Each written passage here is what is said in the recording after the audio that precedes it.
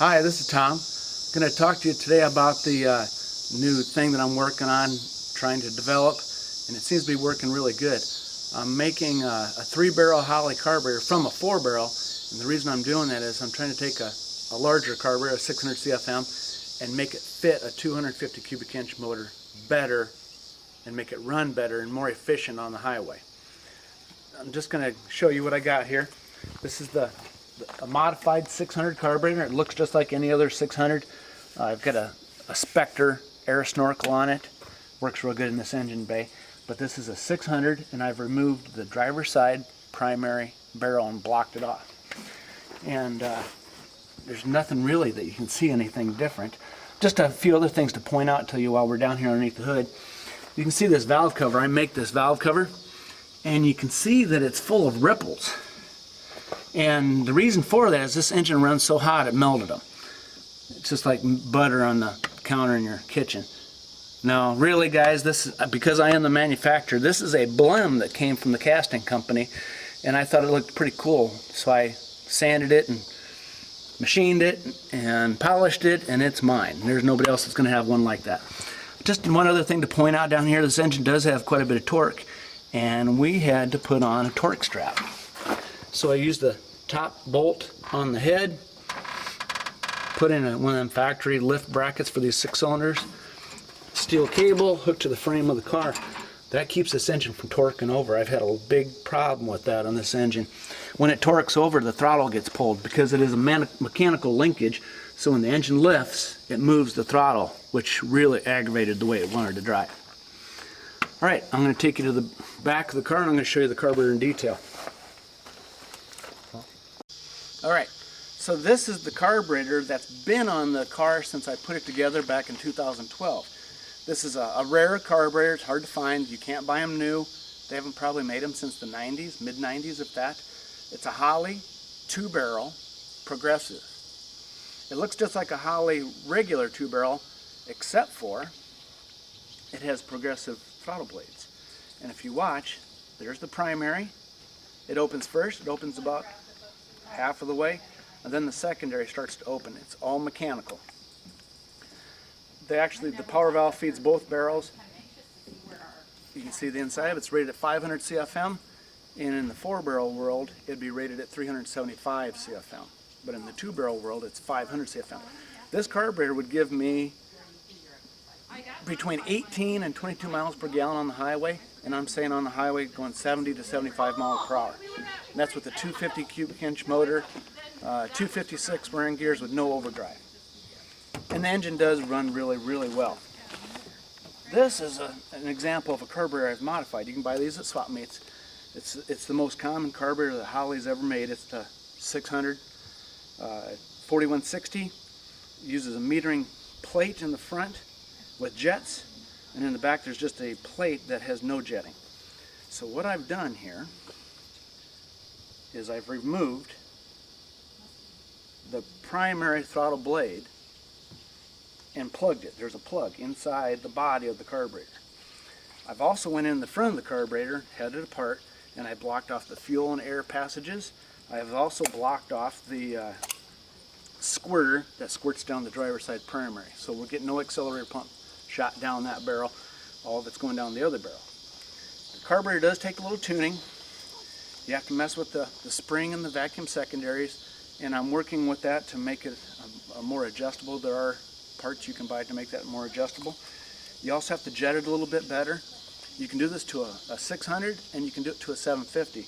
The 600 equates to a 450 CFM when you're done, and the 750 equates to a 562 CFM when you're done. You will need to jet the carburetor down. It will run a little rich for you, especially with the 750. I found that. But you can see the way it runs now is when you're driving on one primary. And the secondaries only kick in when you get enough airflow through the one primary, then they start to kick in separately. And they're controlled by vacuum, not mechanical. So I'm going to take you on a test drive and just let you have an example of how the engine runs. Okay, here we go. We're going to take the car out for a ride. I haven't had it started for about an hour. It was warm earlier. got 21 miles per gallon with it, driving fully loaded one direction 50 miles, and then not loaded the opposite direction, going 65, 70, 75 miles per hour on open interstates and county 2 lanes that we have here. So here we go.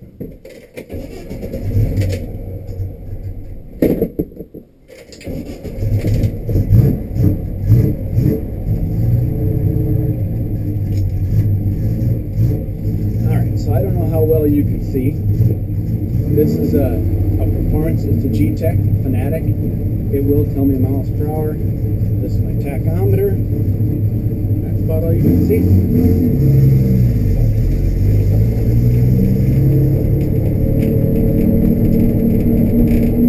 Now what I want you to pay attention to is the throttle response that it has, the way it operates, and you'll see that it has no bad operating conditions to it.